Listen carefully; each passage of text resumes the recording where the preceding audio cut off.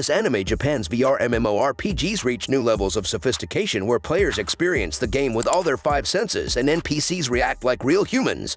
Hiroshi Yuki is a high school boy who loves to play VR in order to escape reality. When a game store manager named Riona Kisaragi tricks him into buying the game Kiwame Quest, he soon discovers that it is not what it seems. Entering the game as his character, Hiro, he is impressed with how realistic the world seems.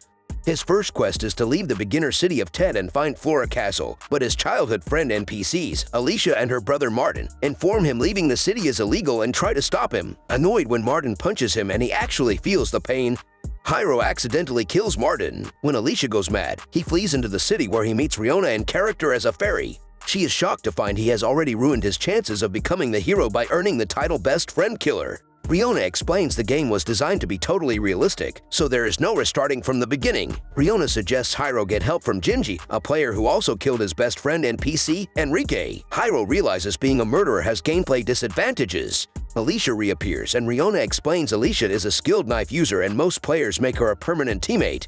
But having killed Martin, this option is unavailable. Fruit Slicer from hell! Riona, who is invisible to NPCs, attacks Alicia's eyes, allowing Hiro to log out. At school, Hiro's friend Takafumi advises him that his bullies might leave him alone if he stops playing games. Logging back in, Hiro finds Jinji, a middle-aged drunk, who reveals he killed his best friends, not realizing his actions were irreversible, and after 10 years of gameplay, he still has not won. As their characters are based on their real bodies, he advises Hiro to learn martial arts in real life. He also tells him about the one player who won the game named Kamui. Then, claiming it will help, Jinji removes Hiro's disguise and exposes him as the wanted murderer. Jinji advises Hiro to never admit he killed Martin or he will have to serve an actual prison sentence. Hiro realizes Jinji is similarly haunted by his best friends. You went to prison? But it's just a game! Hiro is then retrieved by a girl named Mizurisa. The game warns him he is about to experience intense stimulation and he gives consent, thinking he and Mizurisa are going to have pleasure only to realize she is actually the town inquisitor. Riona finally appears, explaining if he does not want to be treated as a murderer for the entire game, he must endure the torture. Mizurisa prepares to cut off his legs and arms, but the torture is suddenly stopped. Examining Hiro's title, Riona realizes that having wet his pants in fear, Hiro accidentally unlocked a previously unknown skill and storyline that avoids the torture. Hiro furiously quits the game and swears to never play again. In real life, he goes to Riona's shop to return the game. However, she lets him know about Soichiro Kamui, a local politician who attributed his personal success to lessons he learned from winning the game. She then shows Hiro a walkthrough Kamui created, but no one used it because as a teenager, Kamui was unbearably rude. Hiro learns he must beat Alicia without fighting, acquire a sword, allow Martin to continue haunting him, and begin acquiring items as shops in the game canon will run out of necessary items. Riona convinces Hiro to continue playing by promising to marry him if he beats the game. That's not what Why you gotta put it like that?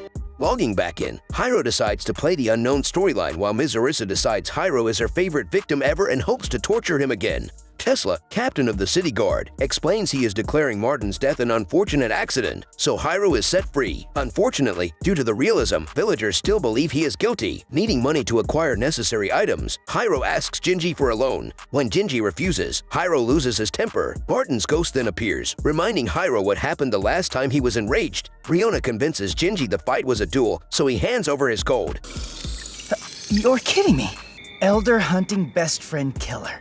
Deciding he needs smoke bombs to defend against Alicia, Hiro goes to an item shop run by Melissa, only to find he is still being charged inflated prices. He attempts to retrieve the sword he should have started the game with, but finds Alicia waiting. Attempting to use a smoke bomb, Hiro forgets that due to the realism, he actually needs to light the fuse first. Alicia tries to kill him, but he is saved by Mizurisa, who refuses to let Alicia kill her favorite victim. Alicia proves to be more skilled than expected and knocks Mizurisa unconscious. Remembering he is supposed to defeat Alicia without fighting, Hiro gropes her breast, but due to the realism, she reacts like a real woman and grows angrier. Martin's ghost appears to assist Alicia in killing him, so Hiro blurts out a love confession. As his childhood friend, Alicia reveals she is conflicted and runs away. Hiro realizes Alicia is unaware she is a game character and actually believes he is her beloved childhood friend, and while Martin's death was an accident, He ran like a coward rather than grieve with her. Realizing the point of Kamui's walkthrough, Hiro asks Martin to continue haunting him, which unlocks one of his character's childhood memories. Learning the childhood promise was that he and Martin would stay friends forever, Martin forgives Hiro and moves on to the afterlife. When Hiro's title changes to something slightly better, Riona believes he might once again have the opportunity to become the hero, starting with getting his rusty sword repaired. They then notice the city is on fire, which Riona has never seen happen before. From the blacksmith, Hiro learns that goblins are attacking. Riona warns Hiro that goblins are ridiculously powerful, and if he dies, his game console will be irreversibly shut down as a realism penalty. Hiro has Riona distract a goblin to save a little girl NPC who resembles his sister. When the goblin almost kills her, Hiro unlocks a super speed skill based on his real-life running ability and saves her. Tesla then arrives and kills the goblins. Hiro furiously discovers saving the girl added Lolita complex to his title. Tesla asks him to join the city guard as a mercenary and Hiro accepts before logging out.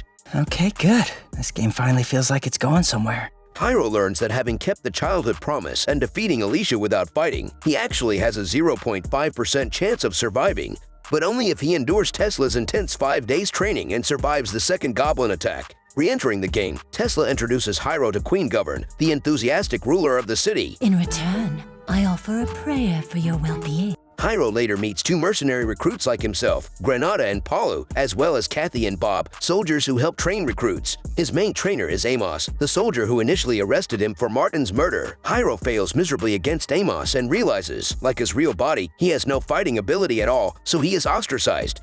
Hiro oversleeps and is late to his second day, so Amos has him practice alone. Granada and Palu bully Hiro for being a friend killer and weak soldier, but Kathy offers to train with him and show him the basics. On the third day, Hiro is beaten in a duel by Granada, who along with Palu continues to mock him. Hiro realizes they are exactly like his real-life bullies.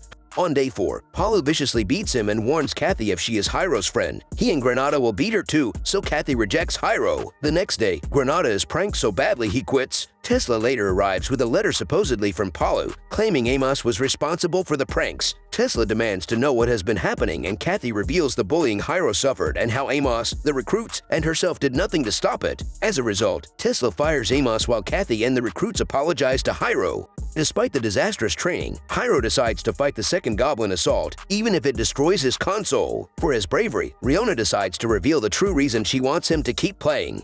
She reveals Kamui once rejected her in-game because her breasts were too big, so she swore to marry someone else who completed the game as petty revenge. We'll send Kamui an engraved invitation, and when we kiss, we'll give him the finger! Logging out, Hiro finds Keat is increasingly worried about him. Checking the walkthrough, Kamui tells Hiro to stop relying on the walkthrough and just fight. Tesla announces he has replaced Granada and Paula with Mizurisa and Alicia and orders them to patrol the evacuated city with Hiro. Alicia and Mizurisa apprehend a thief who admits a crime boss ordered the thieves to steal as much as possible before the goblins arrive. Infiltrating the thieves' headquarters, they find the boss is Jinji. Annoyed at Jinji's selfishness, Hiro insists on fighting him alone, only for Alicia to defeat Jinji to save time. Jinji is impressed with Alicia and slightly regrets Ha. Mizurisa decapitates the goblin and offers to seduce Hiro. Alicia interrupting them allows Hiro to escape. When the Goblin King One Eye invades Queen Govern's palace, Hiro suspects he is the reason the mission has only 0.1% survival rate. Tesla brings in 3 captured goblins to distract One Eye. Based on several clues, Hiro realizes they have been abducted for a long time. When Tesla kills One Eye, he admits he captured the goblins 7 years ago and One Eye was their father. Govern then arrives and they reveal goblins are actually intelligent and peaceful, but fearsome when enraged. As such, they use that to their advantage to terrify people from leaving and entering Ted, thus allowing them to rule the city completely unchallenged. Tesla kills his men to hide the truth, which causes Hiro to realize Tesla is the true final boss he must defeat. Thundering Tesla, the toughest NPC in the game. Alicia defends Hiro, having decided to forgive him, and is killed. Hiro then manages to use his speed skill to defend against Tesla. It is revealed via Kamui's walkthrough that the player's strong emotions temporarily negate realism. Hiro outmaneuvers and stabs Tesla, only for his sword to snap. Just as Tesla prepares to strike, Hiro's soul goes to meet Martin, who offers to give Hiro a hand. Hiro returns to find his broken sword has become a cursed best friend killer blade. Hiro prepares to kill Tesla, only to wake up in his room having forgotten about Govern, who bumped him from behind, allowing Tesla to kill him and destroy his console. Depressed, Hiro notices a new section of Kamui's walkthrough which informs him of a way of resuming the game an hour prior to his death. Hiro decides to spend an entire month preparing and begins exercising, lifting himself out of his depression, becomes closer to his sister, and even inadvertently stands up to his bullies. Hiro realizes the same thing happened to Kamui, which gives him hope. A month later, Riona loans Hiro a new console and he re-enters the game.